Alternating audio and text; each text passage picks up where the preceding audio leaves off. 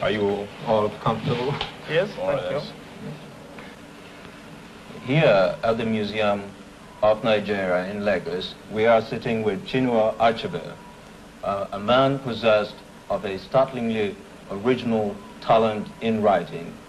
Chinua Achebe the Young has given the world 2 novels, Things Fall Apart, No Longer at Ease, and all critics seem to agree that Chinua Achebe combines a simplicity in technique and a very complex technical talent indeed. But maybe Wale Soyinka would like to add a few words of introduction. No, I don't think I have much more to add to what you said about Chinua Achebe on the personal level and all the other aspects. I'd just like to go straight into your work. And I'd like to take as my point of reference, for a start, this last carving you showed me, the carving of the Ikenga. Now this represents, as you said, the spirit of manhood, of strength, of real masculine energy in Igbo society. Now, in Things Fall Apart, Okonkwo seems to me to represent the kind of figure in society who is acted upon from within by this kind of strong spiritual quality. Now, I'd like to know from you whether this is a conscious derivative in the creation of this character, or whether, you know, just the sense of the character in society, his religion, his beliefs. Well, not consciously, but Okonkwo, as you said, symbolizes, if you like, strength and aggressiveness. Now, these are some of the qualities that his people admire, you see. And I wanted a character who could be called representative of this particular group of people. And you know, they admired a man of strength, a man who, a man of wealth, a man who had a big compound with wives and had many farms, that sort of thing. Yes. Now, this is a dangerous question, I know, but does it imply anything in your own personal attitude towards this society, which places so much premium on what, after all, may be a kind of the exhibitionist side of, you know, the masculine ego? Does it imply something of your own attitude, the fact that Okonkwo does, by this very personal immersion in this, you know, in this kind of value, that he heads for a fall?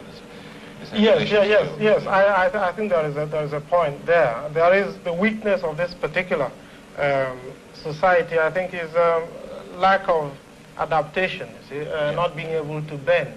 Of course, I can't say that this now represents the Igbo people today, but I think in his time, the strong men were those who did not bend, and I think this was a fault in the culture itself.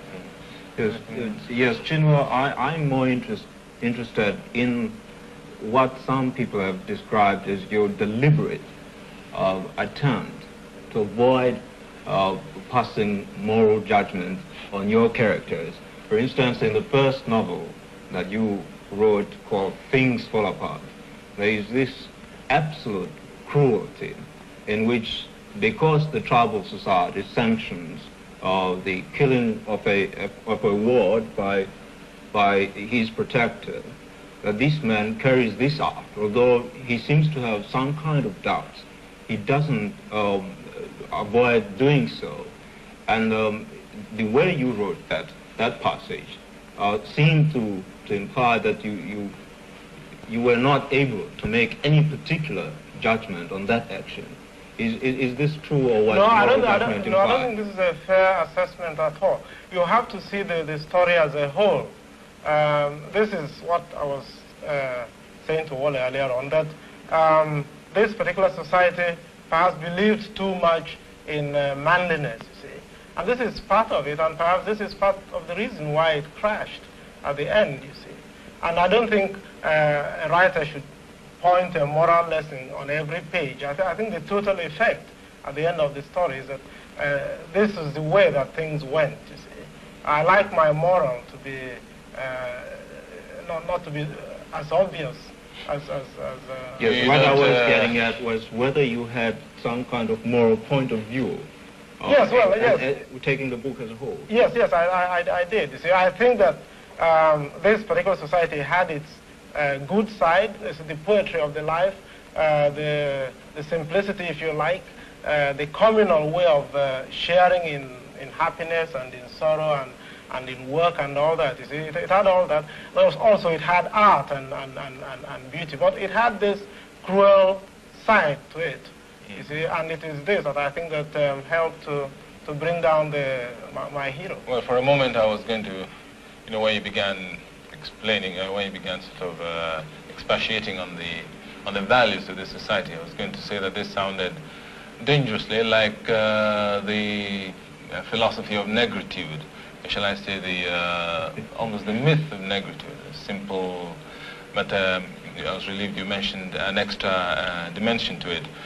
But if I may pick up something which Liz was saying, the whole question of style, do you accept the evaluation which has been placed on your style by some critics that there is a kind of almost precise workmanship about it, that it's almost a kind of unrelieved competence as opposed to genuine artistic inspiration.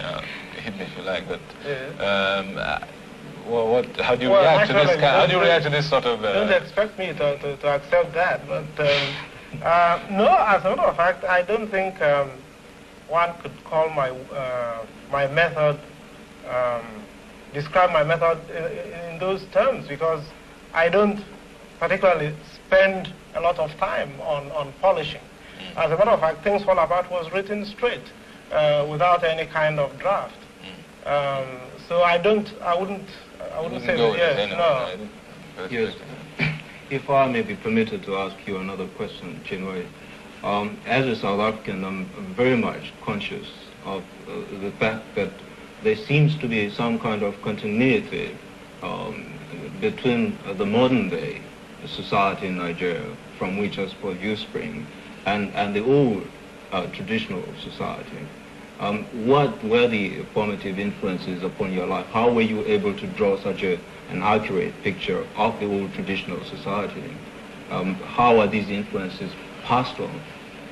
Yes, well, I think I belong to a very fortunate generation in this respect, that the old hadn't been completely disorganized. You see, when I was growing up, I think the disorganization has gone a stage further now. But when I was growing up, it was easy, especially if you lived in a village, to see, if not in whole, at least in part, you see, these old ways of life, you see. I was particularly interested in listening to the way old people talked, you see, and this is the kind of background, you see. And the festivals, of course, were still observed, maybe not in the same force, but they were still there. So this didn't really entail a deliberate kind of research of the adult artist into this life. No. Something you had. No, I didn't do any research at all. Chinua, when you were going to the University College of Ibadan and you switched off from a course in medicine to literature, did you find any precursors in the West African novel, English people who have written a novel about your society, which you could use as a model, or did you find nothing at all that was useful to you? Well, actually, there wasn't very much when I was at college. Joyce Carey had written some of his books. If I may say so, perhaps he helped to inspire me, but not in the usual way. I was really angry with his book, Mr. Johnson, which was set in Nigeria. See, I happened to read this, I think, in my second year. And I said to myself, now this is absurd. And if somebody without knowledge, without any inside knowledge of the people he's trying to describe, can get away with it, perhaps I have to try my hand at it. Well, you mentioned Mr. Johnson. There was, this is the second book now, No Longer at Ease. The hero of that book, he struck me as, in some way, rather effete kind of character. You do not see any kind of equation at all between his particular weaknesses. I refer especially to his kind of relationship with his European boss. You do not see any similarity at all between this and Mr. Johnson. No, I don't. Because I think to me, Mr. Johnson doesn't live at all. I mean, he's a caricature. Yeah, precisely. I know Mr. Johnson is a caricature. Yes. But then caricature really is something you exaggerate. You do exaggerate some kind of positive, factual elements. Now, you do not think that this hero, he does demonstrate some of these exaggerated qualities in Mr. Johnson? Again, I go back to his relationship with his boss in the office, the kind of peculiar deference which he had towards him, this kind of tolerance of this boss, which is, exaggerated many more. Do you? Yes, well, I don't think, you see, if you go back to that book, you'll see that he actually didn't have much respect for his boss, but his nature was such that he was able to dismiss him as an example of this or that, you see. There was, in fact, a passage where he was thinking of the Greens. This is his boss. Yeah. The Greens of this generation, you see, they are tragedy. No, I think his problem was that he was perhaps too civilized, to shout.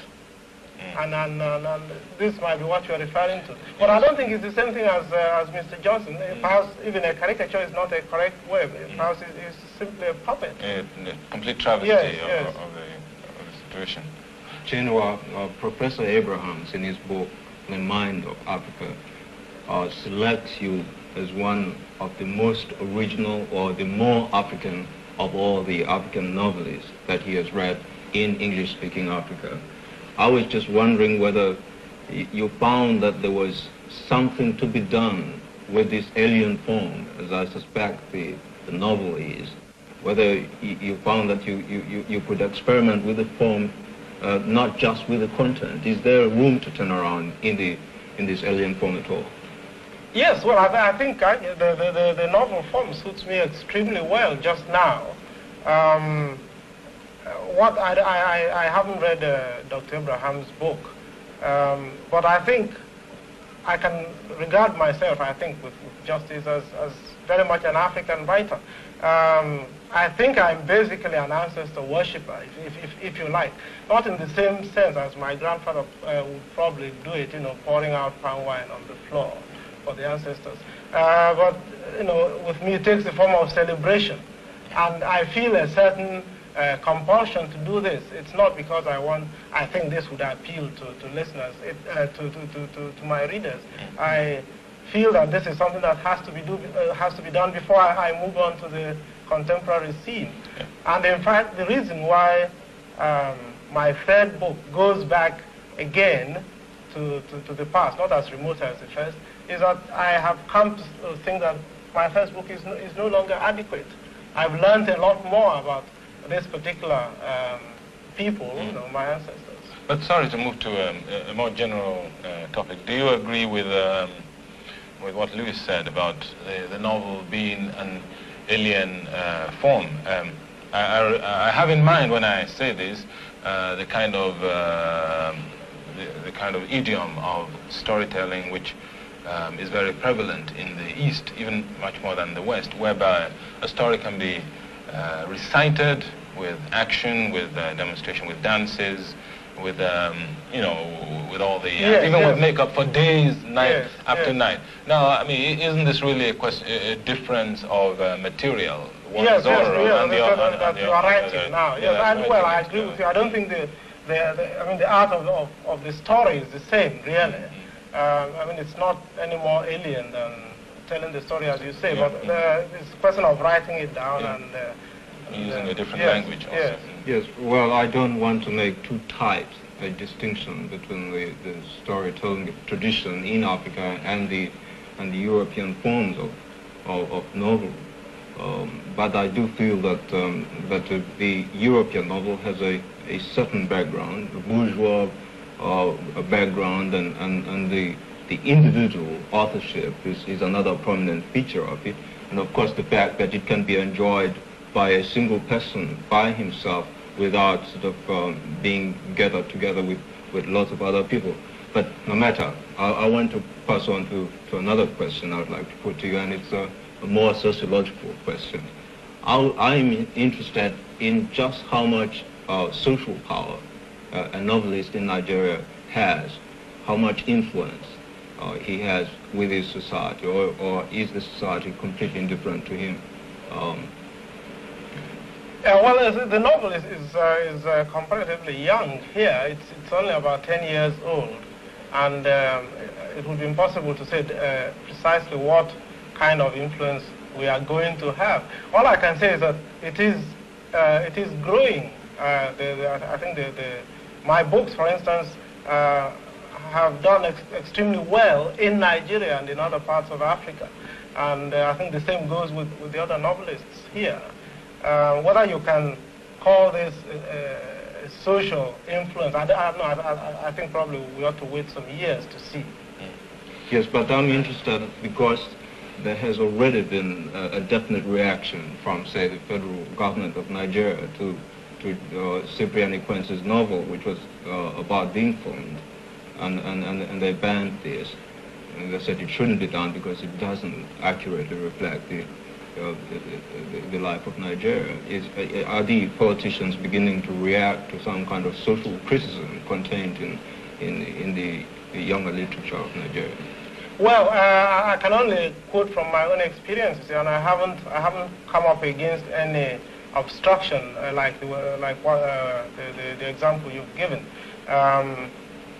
Maybe I have not. Maybe when I move into the present in a sort of write a political novel, that will be the time to test. But all I can say is that I haven't yet come up against any kind of opposition. And in any case, I think politicians behave pretty much the same all over the world. The basic suspicions, even Cyprian Ekwense's book, which you refer to, for instance, is not really a piece of social criticism.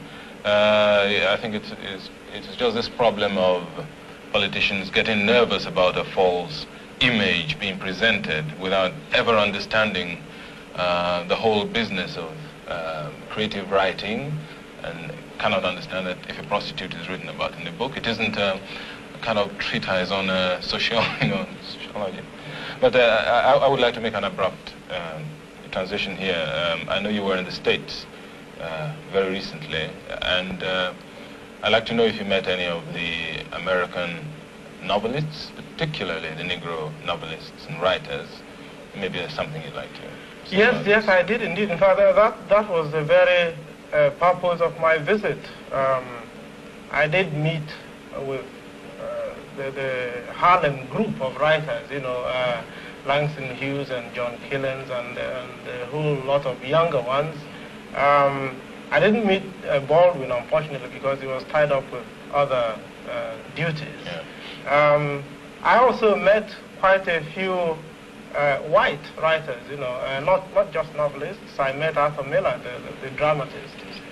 But perhaps what I got most was a kind of a closer relationship with the literary pulse in America, you see.